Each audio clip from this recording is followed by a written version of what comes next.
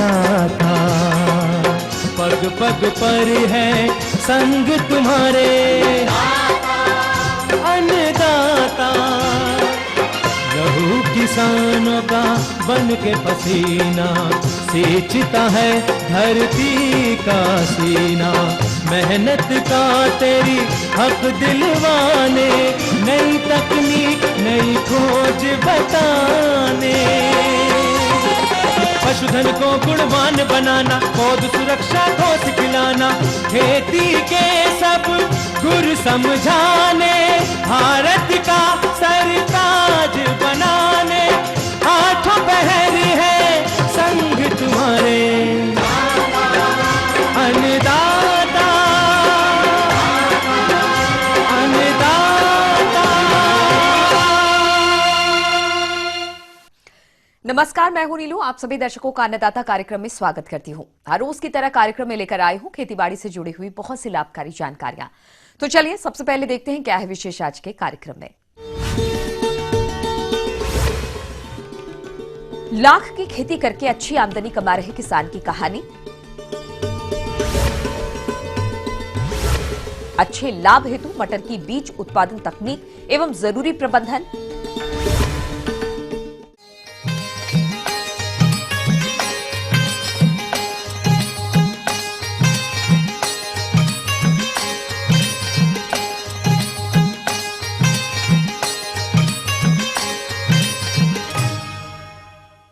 किसान भाइयों, जंगलों में जनजातीय समुदायों के लिए लाख की खेती अब महज आजीविका चलाने का जरिया ही नहीं, बल्कि उनकी जिंदगी में समृद्धि लाने का सूचक भी है।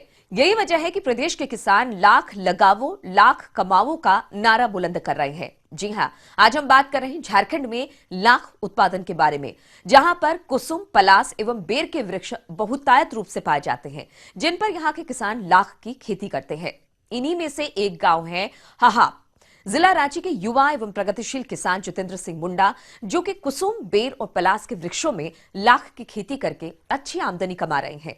तो आइए जानते हैं इनकी सफलता की कहानी खुद उन्हीं की जुबानी।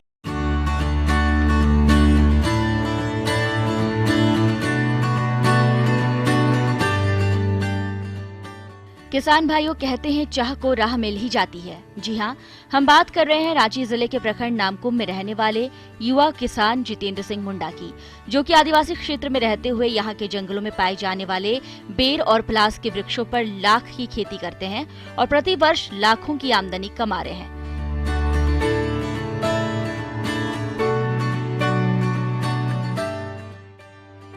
अभी मैंने लाख का खेती किया है, जिसमें मैंने ब्रूड लेक 1 क्विंटल लगाया था और अभी मेरे यहाँ कटाई चल रहा है कुसमी का।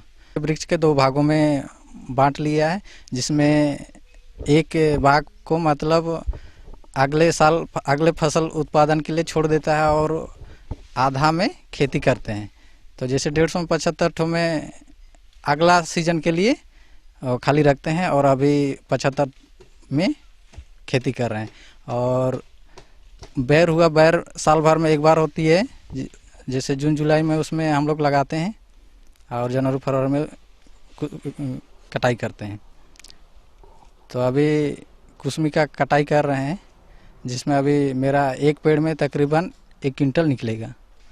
तो अभी मैंने 75 पेड़ में किया है, जिसमें सब छोटा बड़ा अलग अलग ये होता है। बड़ा में 1 क्विंटल, किसी में 40 केजी 30 केजी। तो अभी मेरा टोटल अनुमान है 20 क्विंटल हो जाएगा पूरा साल भर में। और बाज़ार में इसका अभी मूल्य है 200 रुपया। तो इस तरह से मेरा कुल आमदनी हो जाता है लगभग 4 लाख रुपया। मेरा टोटल इतना भी कर रहे हैं, इसमें मेरा साल भर में 10,000 रुपया का खर्च है दवा में, और लेबर खर्च है साल भर में 20,000 रुपया। ट्रांसपोर्टेशन ऐसे लगभग टोटल आप खर्च मान लीजिए 50,000 रुपया। फिर भी मेरा 3.5 लाख रुपया आमदनी हो रही है। तो मैं कहना चाहूँगा कि ये खेती बहुत बढ़िया है, मेहनत भी नहीं है। सिर्फ साल भर में जैसे एक पेड़ में कितना है, एक बार बीजा ब्रूड लेक डाले, फिर फूकी उतारे, उसके बाद दवा छिड़काव किए 2 बार, उसके बाद तो फसल तैयार होने के बाद हम लोग काट के उतार देते हैं। इस तरह से बहुत कम मेहनत है और ज़्यादा मुनाफा है, तो इसलिए ये खेती बहुत बढ़िया लगा हमको और अभी हम कंटिन्यू 2008 से करते आ रहे हैं। किसान भाइयों, यहाँ के जंगल इतने भयावह हैं कि कोई अकेला आदमी यहाँ जाने की सोच भी नहीं सकता। लेकिन जितेंद्र सिंह एक ऐसे किसान हैं जिन्होंने लाख की खेती के लाभ को देखते हुए रांची में स्थित रॉल एवं गोंद अनुसंधान केंद्र में इसकी खेती का प्रशिक्षण लिया और आज अपने साथ वहाँ के कई बेरोजगार युवाओं को इससे जोड़ रहे हैं। पहले मैं अपना ये मतलब वैज्ञानिक तरीके से नहीं कर रहे थे, अपना ही देसी विधि से कर रहे थे। तो अभी मैंने ये नामकुम भारतीय प्राकृतिक राल एवं गोंद संस्थान से प्रशिक्षण लिया और अभी मैंने पूरी तरह से लाख का खेती वहाँ से प्रशिक्षण प्राप्त करने के बाद मैंने सीख लिया। तो उसके बाद मैं वैज्ञानिक तरीके से अभी लाख की खेती कर रहा हूँ और अभी मेरे यहाँ कटाई चल रहा है। किसान भाइयों, आइए अब इनसे जानते हैं कि आखिर ये लाख की खेती किस प्रकार से करते हैं और इनका प्रबंधन कैसे करते हैं। इसमें वैज्ञानिक तरीके से अभी खेती कर रहे हैं। इसमें जब ब्रूड लेक में ब्रूड निकलता है तो हम लोग सबसे पहले छटा हुआ पेड़ में जिसमें नरम टानियाँ हो उसी में डालते हैं ब्रूड लेक। ठीक ब्रूड लेक डाल के आपका 21 दिन में हम लोग फूंकी उतारते हैं। काहे कि फूंकी नहीं उतारेंगे तो फिर उसमें कीड़ा लग जाएगी, वो सारा लाख की फसल को खा जाती है, इसलिए फूंकी उतारना बहुत ज़रूरी है। फूंकी उतारने के बाद 1 महीना में 30 दिन में पहला स्प्रे दवा का करते हैं, जिसमें हम लोग बम्बार्ड और बेबेस्टिन 15 लीटर पानी में 30 ml बम्बार्ड और 15 ग्राम बेबेस्टिन का घोल बना के उसको छिड़काव करते हैं। एक पेड़ में नहीं खत्म होता है, 15 लीटर जितना होता है करते हैं, उसके बाद फिर अगला पेड़ में करते हैं। तो इस तरह से हम लोग 1 महीना के बाद फिर दूसरा छिड़काव करते हैं और उस समय भी वही है, 15 लीटर पानी में जो पहले का छिड़काव था 15 लीटर पानी में 30 ml ये बम्बार्ड और 15 ग्राम बेबेस्टिन। तो इस तरह से 2 ही बार पर्याप्त है, अगर तीसरा की तो ऐसा ज़रूरत नहीं होती है। इधर हम लोग 2 ही बार करते हैं, तो 2 बार में बहुत बढ़िया अभी ला होता है। तो मेरा अभी ला बहुत बढ़िया हुआ है। तो इसमें जैसे अभी ब्रूड लेक निकल रहा है तो बीन के लिए कटाई चल रहा है, तो इसमें जो बढ़िया है क्वालिटी का उसको हम लोग ब्रूड लेक में भेज देंगे और जो रिजेक्टेड माल है उसको बाज़ार में छिल के हम लोग बेच देते हैं। तो बाज़ार में जो बेचते हैं वो पैसा से मेरा दवा और लेबर का जो कॉस्ट होता है उसी से हो जाता है। तो जैसे बहुत बढ़िया है। और ये जो पेड़ है ये मेरा अपना पेड़ है और सबके पास है, कुछ ना कुछ पेड़ है गांव में सबके पास, तो अपना अपना सब कोई कर रहा है। तो अभी हम लोग यहाँ जो प्रशिक्षण लिए तो बहुत बढ़िया हम लोग को बतलाया गया और उसके आधार पर अभी खेती कर रहे हैं। और गांव में और भी दादा भैया लोग हैं, सबको बताते हैं कि इस तरह से वैज्ञानिक ढंग से कीजिएगा तो बढ़िया होगा। किसान भाइयों, इनकी सफलता के पीछे रॉल एवं गोंद अनुसंधान केंद्र में कार्यरत कृषि अधिकारी दिलीप जी अहम भूमिका निभा रहे हैं, जो कि इन्हें लाख की खेती के लिए प्रोत्साहित करते रहे हैं और समय समय पर जरूरी सलाह देकर इनके उत्पादन को बढ़ाने में मदद की। यहाँ जो आप लोग देख रहे हैं, हम लोग एक जंगल है कोचड़ों का, यहाँ पर कुसुम के पेड़ के नीचे फसल की कटाई का कार्यक्रम चल रहा है और हम लोग यहाँ पर ये दिखा रहे हैं जो लाख का खेती में A to Z, मतलब फसल लगाने से लेकर के फसल के कटाई तक अंतिम चरण तक किसान को प्रशिक्षण हमारा संस्थान देता है और हम अपने किसान को इस लायक बना देते हैं, वो जागरूक हो जाता है और वो अपने साथ साथ बहुत सारे गांव वाले को भी प्रशिक्षण देना शुरू कर देता है और एक तरह से वो हमारा आइकन बनता है और वो चारों तरफ हमारा अपना काम कर रहा होता है। ये थी कुछ उपयोगी जानकारियां। अब लेते हैं एक छोटा सा ब्रेक, जल्द लौटेंगे और कार्यक्रम में आगे है महत्वपूर्ण जानकारियां। बने रहिए हमारे साथ।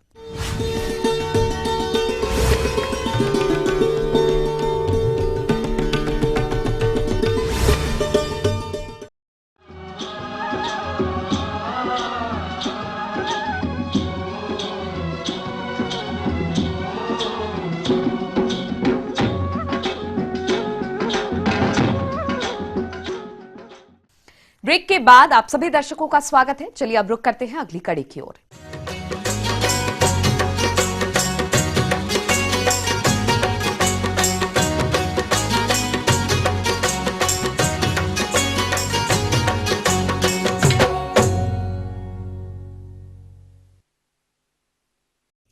किसान भाइयों, हमारे राज्य में मटर की खेती दाने एवं हरी फली के लिए की जाती है, लेकिन अगर किसान मटर की खेती बीज उत्पादन के लिए करे तो इससे अच्छी आमदनी प्राप्त कर सकते हैं। हमारे बीच जिला राज्य के प्रगतिशील किसान राजेश्वर महतो मौजूद हैं, जो कि ICAR से कॉन्ट्रैक्ट करके मटर का बीज उत्पादन कर रहे हैं। तो आइए जानते हैं इसके लिए मटर की फसल का प्रबंधन ये किसान किस प्रकार से करते हैं। और आज जो जिस खेत में है ये मटर का बीज उत्पादन ICAR सेंटर से मिलके कर रहा हूँ। किसान भाइयों, आइए बात करते हैं मटर की फसल में किए जाने वाले जरूरी कार्यों के बारे में। तो जैसे कि इस किसान ने मटर की खेती बीज उत्पादन के लिए की है, तो ये अपनी मटर की फसल में कौन कौन से कार्यों को करते हैं, आइए जानते हैं। को बीज उत्पादन में जुड़ने के लिए सबसे पहले बीज के चुनाव ICAR सेंटर के प्लांडू के ये वैरायटी है आर्केल।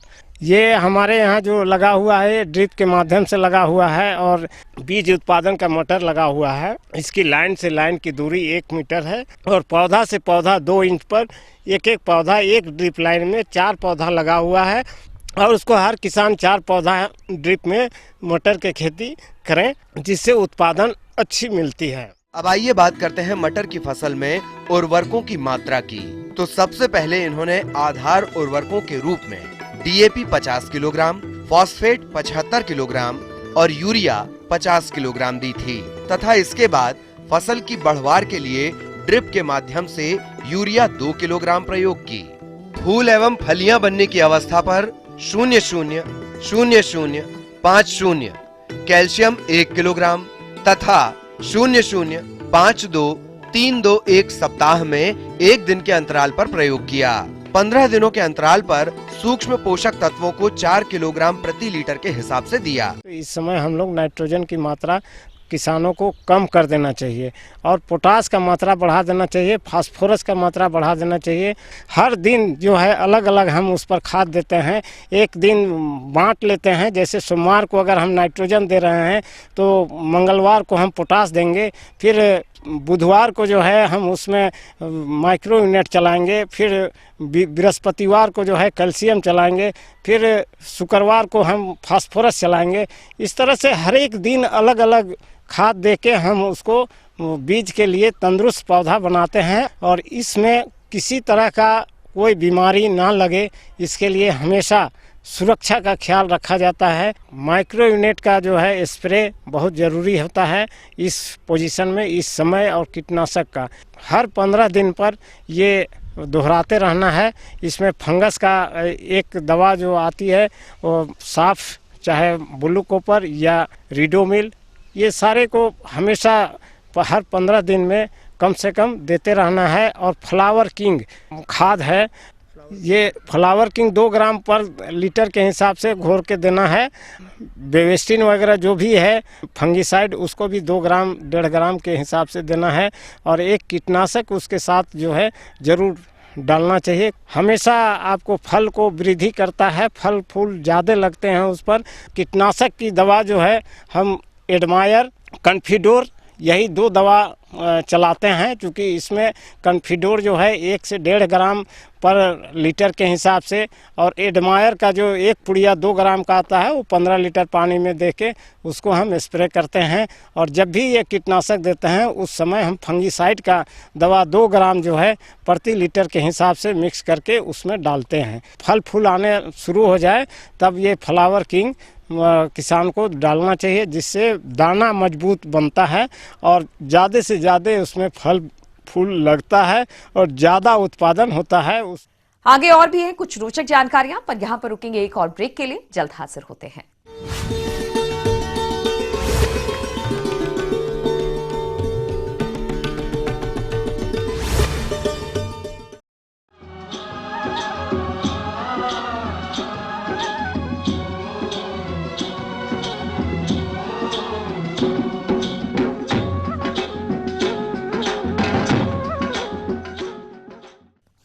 ब्रेक के बाद एक बार फिर से आप सभी दर्शकों का अन्नदाता कार्यक्रम में स्वागत है। बढ़ते हैं अगली प्रस्तुति की ओर।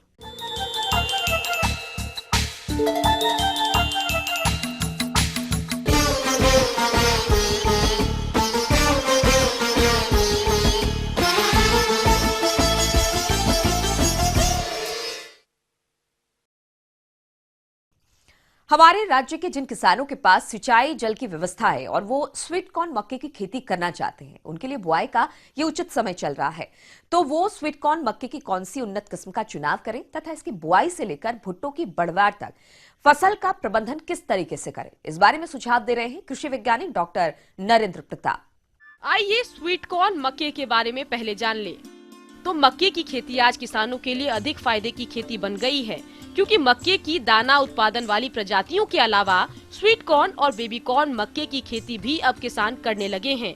आज हम बात करेंगे स्वीट कॉर्न मक्के के बारे में। स्वीट कॉर्न मक्का को सेक कर या उबाल कर खाया जाता है। इससे अनेक प्रकार के स्वादिष्ट व्यंजन भी तैयार किए जाते हैं। इसकी अंतर्राष्ट्रीय बाजार में अच्छी मांग होने के कारण डिब्बाबंदी करके निर्यात भी किया जाता है। इस मक्का को दूधिया अवस्था में ही तोड़कर उपयोग किया जाता है। स्वीट कॉर्न की खेती दिसंबर और जनवरी माह को छोड़कर वर्ष भर की जा सकती है। ये फसल कम समय में तैयार हो जाती है। तो आइए स्वीट कॉर्न मक्के की खेती पर विस्तार से जानते हैं। जैसा कि किसान भाई जानते हैं कि जो स्वीट कॉर्न है, जो मक्के की प्रजाति है, इसकी कुछ प्रमुख प्रजातियां हैं, जैसे माधुरी स्वीट कॉर्न, प्रिया स्वीट कॉर्न। इनके अलावा Almora sweet corn, orange sweet corn आदि प्रजातियों का चयन कर सकते हैं। स्वीट कॉर्न मक्का की संकुल किस्म माधुरी के भुट्टे बुआई के 55 से 60 दिन बाद ही तोड़ने योग्य हो जाते हैं। अन्य प्रजातियों के भुट्टे भी 65 से 70 दिन में तोड़ने योग्य हो जाते हैं। जहां तक इन प्रजातियों की उपज की बात है तो एक पौधा में एक भुट्टा लगता है और 1 हेक्टेयर खेत में पौधों की संख्या लगभग 80,000 होती है। ऐसे में किसानों को 80,000 भुट्टों की उपज मिलती है। अब इसके बाद करते हैं कि अब बीज हम जो भी बीज लें वो प्रमाणित बीज हो, किसी भी रजिस्टर्ड संस्थान से, या अगर प्राइवेट के भी बीज लेते हैं तो प्राइवेट में इसका जर्मिनेशन बहुत महत्वपूर्ण होता है। अगर मेज का जर्मिनेशन अगर 95 से 90% तक है तब तो अच्छा है। उससे कम जर्मिनेशन लेने पे हमारा जो है उत्पादन में कमी होती है। अब इसके बाद इसमें बीज दर की बात करें तो हमारा जो बसंतकालीन मक्का लेते हैं उसमें 20 से 25 किलो जो है बीज जो है पर्याप्त होता है 1 हेक्टेयर के लिए। बीज के शोधन के लिए हमको जो है थीरम 2 ग्राम प्रति किलो बीज की दर से, या कार्बेंडाजिम जो है 2 ग्राम प्रति किलो बीज की दर से जो है इसका प्रयोग करें। अब उर्वरकों का प्रयोग कैसे करें? तो उर्वरकों में 120 किलो नाइट्रोजन, 60 किलो फास्फोरस और 50 किलो पोटास की जो है मात्रा दी जाती है। और हो सके तो सल्फर की मात्रा 40 किलो प्रति हेक्टेयर की दर से सल्फर की मात्रा जरूर प्रयोग करें, क्योंकि सल्फर से जो है दाने की क्वालिटी में की गुणवत्ता में वृद्धि होती है। तो इसमें नाइट्रोजन का आधी भाग, फास्फोरस और पोटास के पूरे मात्रा के साथ जो मिलाकर बुआई से पहले छिड़काव कर दें। अब इनकी खेत की तैयारी की बात करें तो खेत खाली है तो वो जो है खेत को जो है एक बार मिट्टी पलट हल से जुताई करने के बाद अच्छी तरह से मिट्टी जो है भुरभुरी बनाने के बाद जो है इसकी बुआई जो है एक आता है मेज की लाइन से बुआई करने के लिए मशीन आती है, मेज जिसे मेज प्लांटर कहते हैं, उसके द्वारा करें। पौधे से पौधे की दूरी जो है 20 से 25 सेंटीमीटर। अगर हम इस तरह से बुआई करते हैं लाइन से लाइन और पौधे से दूरी जो है निश्चित दूरी रखते हैं तो हमारा जो 1 हेक्टेयर का क्षेत्रफल होता है उसमें लगभग हमारे जो है 75,000 से लेकर 80,000 पौधे जो है हमारे उसमें आते हैं। अगर हम जो है पौधों की संख्या 1 हेक्टेयर में जो रिकमेंडेशन है उतना अगर मेंटेन करें तो हमें अच्छी उत्पादन प्राप्त होती है। स्वीट कॉर्न की फसल को शुरू के 35 दिनों तक खरपतवार से मुक्त रखना चाहिए, जिसके लिए बुआई के बाद तथा बीजों के जमाव से पहले एंट्राजीन खरपतवार नाशी का छिड़काव करें। जहां तक खड़ी फसल में उर्वरकों के प्रयोग की बात है तो यूरिया की 100 से 110 किलोग्राम मात्रा 35 से 40 दिन के फसल में प्रयोग करें। इसके अलावा मंजर निकलते समय 1.5 से 2 किलोग्राम घुलनशील उर्वरक का छिड़काव करें। ऐसा करने से भुट्टों में दाने ठीक प्रकार से भरते हैं। मक्के में जो सिंचाई के कुछ अवस्थाएं हैं, जैसे इसमें टसलिंग और सिल्किंग अवस्था, मतलब जब इसमें जीरा बनना शुरू होता है और जब इसमें जो है पुष्प आने शुरू होते हैं तो ये जो इसकी सबसे क्रिटिकल अवस्था होती है। अगर इस समय सिंचाई की जाती है तो आगे उत्पादन पे बहुत ज़्यादा अच्छा उत्पादन मिलता है।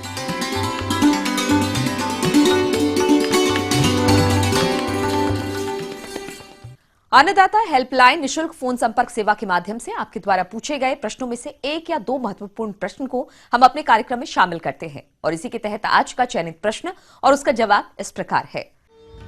महुआ जिला वैशाली से दीपेश पासवान जी, आप अन्नदाता कार्यक्रम के माध्यम से सूरजमुखी की उन्नत किस्मों के बारे में जानकारी चाहते हैं। तो दीपेश जी, आपकी जानकारी के लिए प्रस्तुत है कार्यक्रम का यह अंश। किसान भाइयों, अभी गर्मा सूरजमुखी के रोपाई का समय है। उसमें कुछ जो उन्नत प्रजातियां हैं, जो संकुल प्रजाति है, उसके अंतर्गत कुछ वैरायटी है, अच्छी वैरायटियां हैं। उनका नाम है मॉडर्न, पाराडेविक, सूर्या, CO1 इत्यादि। और जो हाइब्रिड वैरायटीज हैं, जो अच्छी वैरायटी अच्छी उपज देती हैं, उसका नाम है KBSH1, KBSH44, MSFH1, MSFH8, MSFH17। ये सब बहुत अच्छी वैरायटियां हैं और बहुत उपज अच्छी देती हैं।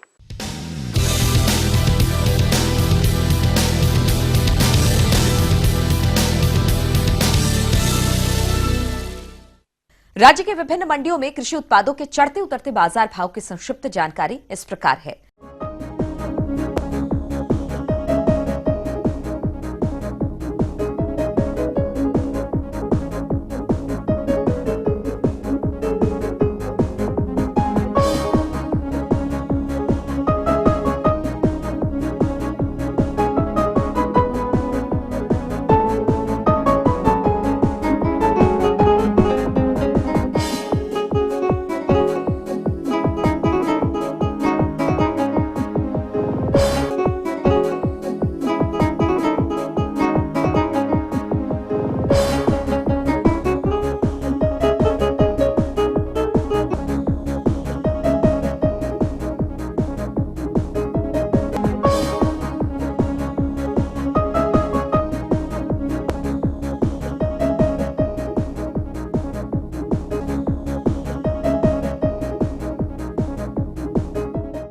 अब आइए देखते हैं कल दिखाए जाने वाले कार्यक्रम की मुख्य झलकियां।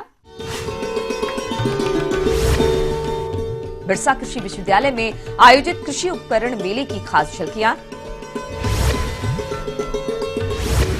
पॉली हाउस में कार्नेशन फूल की खेती से अच्छी आय कमा रहे किसान की कहानी। हम ये उम्मीद करते हैं कि आज का कार्यक्रम आप सभी दर्शकों के लिए उपयोगी रहा होगा। किसान भाइयों, अन्नदाता आपकी सेवा के लिए संकल्परत है। कृषि संबंधित समस्या एवं सुझाव के लिए आप हमें इस पते पर संपर्क कर सकते हैं। प्रोड्यूसर अन्नदाता, ETV Bihar, Jharkhand, Ramoji film city, Hyderabad 50512। साथ ही आप हमें ईमेल भी कर सकते हैं। हमारा ईमेल है p18annadatabihar@NW18.com। इसके अतिरिक्त आप हमें निःशुल्क हेल्पलाइन नंबर 180041921555 पर सोमवार से शनिवार सुबह 10 से शाम 4 बजे के बीच संपर्क भी कर सकते हैं। फिलहाल अन्नदाता की पूरी टीम को इजाजत दीजिए। कल फिर इसी समय आपसे मुलाकात होगी कृषि संबंधित कुछ और महत्वपूर्ण जानकारियों के साथ। तब तक के लिए नमस्कार।